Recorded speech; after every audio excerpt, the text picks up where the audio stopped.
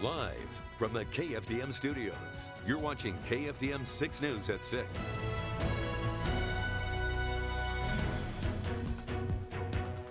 Good evening, everyone. Thanks for joining us. I'm Aaron Drawhorn. And I'm Kimberly Roosley.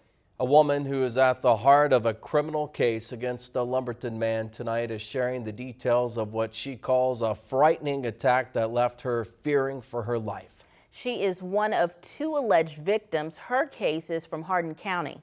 The other alleged victim is in Jasper County. 26-year-old Remington Boykin is accused of assaulting the second woman and injuring her baby in the process on Sunday in northern Jasper County. KFDM has obtained a probable cause affidavit for Boykin's arrest. The woman told the deputy Boykin threw her to the ground while she was holding her 3-month-old. She says the baby screamed in pain. The woman also telling the investigator Boykin said he was going to kill her and later said he was going to kill himself. Charges in Hardin County were filed yesterday based on a case dating to August of last year. A woman told investigators at one point Boykin got mad at her and said, "How deep do you want your grave?" She says later he threw her onto a bed and started smothering her face with pillows, then squeezing her throat until she says everything went black. Tonight, that alleged victim in Boykin's Hardin County case sharing her side of the story. KFDM's Taylor Justice joins us live in studio now with the woman's reaction to the charges 1 year later. Taylor? Kimberly, Aaron, the alleged victim says she met Remington Boykin on TikTok in May of last year. Since then, she's used the platform to tell her story and spread awareness of domestic violence in hopes of saving lives.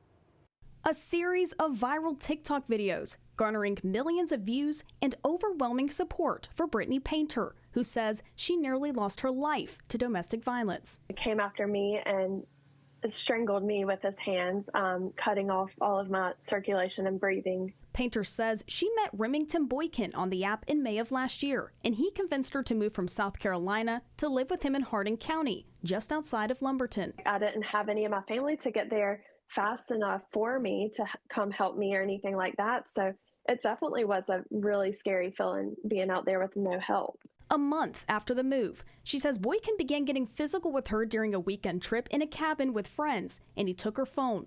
Painter says he later forced her to leave with him to go back home. In your story that you told on TikTok, you said that there's been more than one occasion where he brandished a firearm at you. Yes. He was just talking to me awful in the truck. And I looked at him and I was like, you know, the things you're saying to me, I would never say to the person that I loved. And I was like, and I already have a lot of stuff I could say about you, but, you know, I don't say that to you. And I think that made him mad. And he pulled his gun out that was beside his seat and held it against my leg and was like, "Oh, really? What would you say then, Brittney?" Painter says the next day he got angry with her and told her to leave their home. So she began walking down the driveway until he pulled up next to her in his truck. Brandished his gun, you know, and everything, like telling me to get back in the car and all of that. And I didn't. So he got out and I was on the phone with people at the time and he ripped my phone out of my hand and cut it off and threw me inside our house again.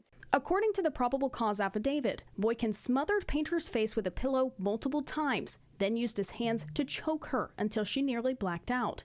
I remember thinking in my head, like, this is the point where, you know, I think I die here. You know, I had no way out. He had me pinned down and I couldn't move. Painter says since sharing her story online, other alleged victims have reached out to her about Boykin. She says recent charges against Boykin in Jasper County pushed her case forward. Just trying to get those victims to come forward to my investigator to make it a whole different case. So this whole year has been just kind of waiting on something like that to happen. So when that happened, you know, it was so similar to my case that we were able to take that to the DA and use that to press my charges finally. Painter says she hopes sharing her story will inspire survivors of domestic violence to come forward and seek justice.